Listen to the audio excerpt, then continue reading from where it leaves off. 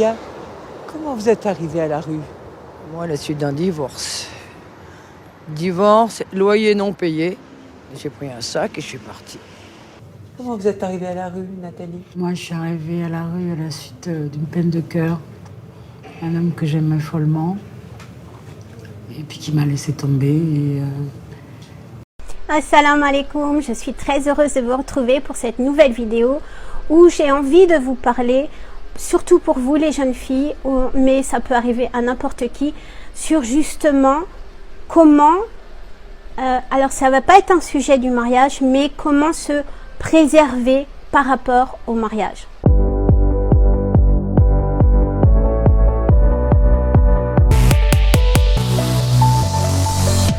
J'avais envie d'aborder cette vidéo, ce sujet avec vous qui est un peu délicat, mais qui est assez important parce que on est dans une époque, on vit dans une époque où en fait on est, voilà, il y a Tinder, il y a Happn, il y a plein de sites de rencontres et le fait de rencontrer devient complètement banal, de rencontrer alors je vais parler pour nous les femmes, pour nous les filles, et du fait de rencontrer un homme, c'est devenu complètement banal. Alors bien sûr que c'est tout à fait normal dans le sens qu'il faut rencontrer un homme pour se marier, mais là où on a complètement dévié et où là ça devient un peu dangereux, c'est que la femme est de plus en plus amenée à devoir s'offrir pour espérer obtenir le mariage.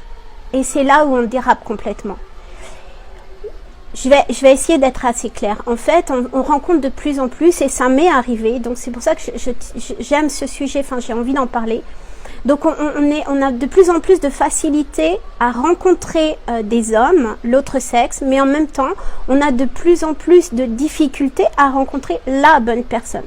C'est-à-dire que au temps ancien, nos amis et les parents s'occupaient de nous présenter quelqu'un et on pouvait par ce biais-là rencontrer le futur mari ou la future épouse, et de moins en moins, voire quasi plus, les parents ou les amis font cette fonction.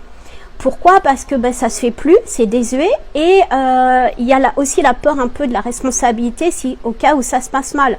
Il y a quand même un divorce sur deux dans le monde en général, donc il y a de plus en plus de gens qui craignent de présenter la mauvaise personne. Et du coup, les réseaux sociaux, en tout cas les sites internet, le business a vu cette occasion, a sauté sur l'occasion pour développer un super business. Pour développer ce business, on a commencé à vous vendre le fait de la rencontre comme un jeu, ça devient ludique. Et c'est pour ça que ça marche, parce qu'on vous a présenté la chose comme quelque chose de tout à fait ludique. C'est rigolo, on match pas, on envoie des POC, etc. Et du coup, on a démystifié cette rencontre et les dangers de cette rencontre. Et c'est devenu quelque chose de ludique. Et c'est comme ça qu'on a attiré les gens. Mais regardez bien, surtout vous mes sœurs, c'est extrêmement dangereux. Il y a en France de plus en plus de problèmes, en France et dans le monde, puisqu'aux États-Unis ils ont même ce problème, de plus en plus de problèmes au niveau des viols, au niveau des séquestrations, des choses qui se passent. Alors, on parle de Tinder, mais ça existe sur d'autres sites de rencontres. Pourquoi? Parce que la femme devient de plus en plus un objet sans s'en rendre compte. Elle pense qu'elle a le pouvoir de choisir quelqu'un comme ça, tchac tchac, c'est marrant, c'est rigolo, je match, je change, oui, et celui-là il me plaît. Et elle pense qu'elle a le pouvoir en fait de choisir quelqu'un, et en fait elle se met complètement en tant qu'objet, en tant que viande sur un marché. Et là où c'est encore plus dangereux, c'est que beaucoup de femmes ne voient plus du tout les limites religieuses, s'il y a des limites religieuses, et se permettre de rencontrer un homme en tête-à-tête, se permettre d'aller chez la personne ou de recevoir la personne chez elle, et là il y a souvent des soucis. Donc elle se permet de recevoir la personne chez elle ou d'aller chez la personne, et même si tout se passe bien, là où c'est encore aussi dangereux et où ça déforme complètement les choses, c'est que on match, la femme a choisi cette personne, sur quels critères? Elle a choisi cette personne sur le seul critère de son physique. Ah non, mais Fabienne, j'ai parlé avec lui, même avec elle, j'ai parlé avec lui pendant des heures, pendant des semaines, on s'entend super bien, etc. Donc c'est décidé, on se voit, ça a matché, on s'est vu, c'est super, hop, on aménage ensemble. Vous n'avez pas oublié quelque chose dans cette dimension? Depuis quand on match sur simple... Enfin, je veux dire, n'importe qui peut vous vendre n'importe quoi. Je peux vous vendre demain un aspirateur, vous allez le trouver génial de la façon du design, de la façon que je vais vous le décrire. Vous allez l'essayer 2-3 fois, c'est top.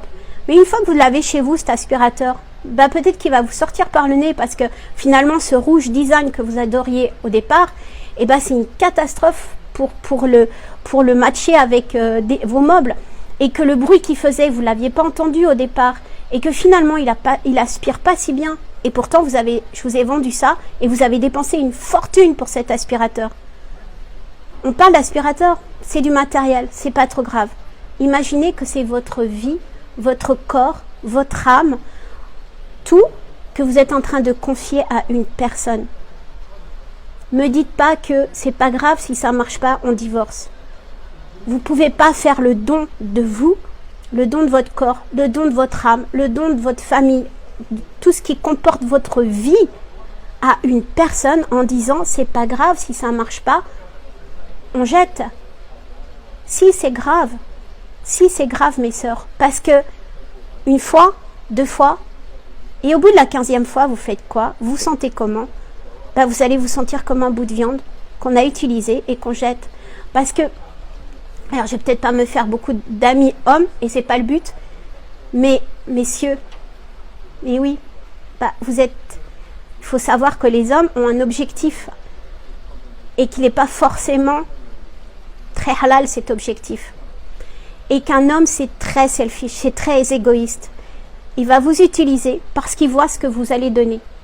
Pourquoi est-ce qu'il va se gêner d'utiliser quelque chose qui est à sa disposition? Il vous avait fait des belles paroles, mais non, mais je te jure, après on va se marier, etc. Vous croyez encore au conte de fées? Bien sûr que non. Si un homme se permet de coucher avec vous sans être marié, vous pensez vraiment qu'il va vous respecter et vous marier par la suite? Si vous-même, vous ne vous respectez pas en étant clair dès le départ sur ce que vous autorisez ou pas, personne d'autre va vous respecter, et encore moins un homme. Donc ce que je veux dire par là, c'est que oui, on peut très bien utiliser Tinder ou je sais pas quelle app, je touche rien là-dessus.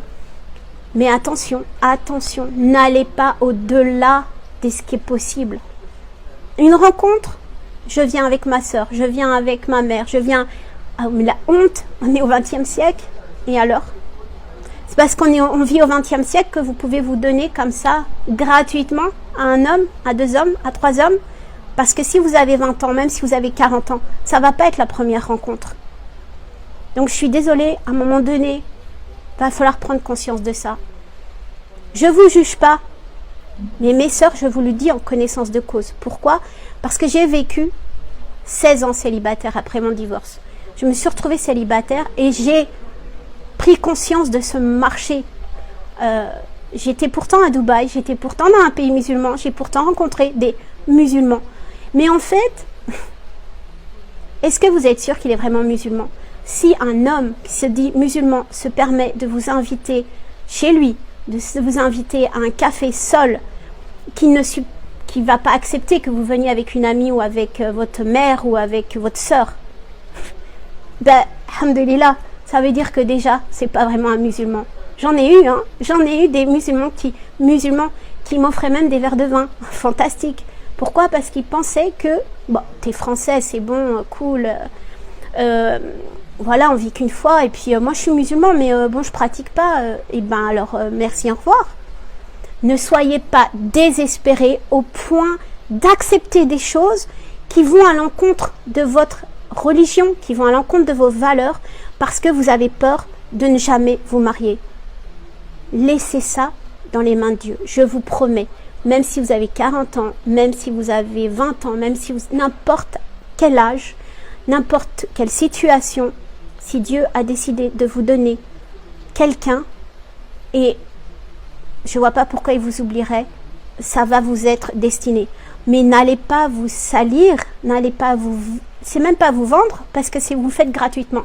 N'allez pas donner ce qu'il y a de plus cher au monde, c'est-à-dire votre âme, vos valeurs, votre physique, votre intégrité, votre dignité, votre argent.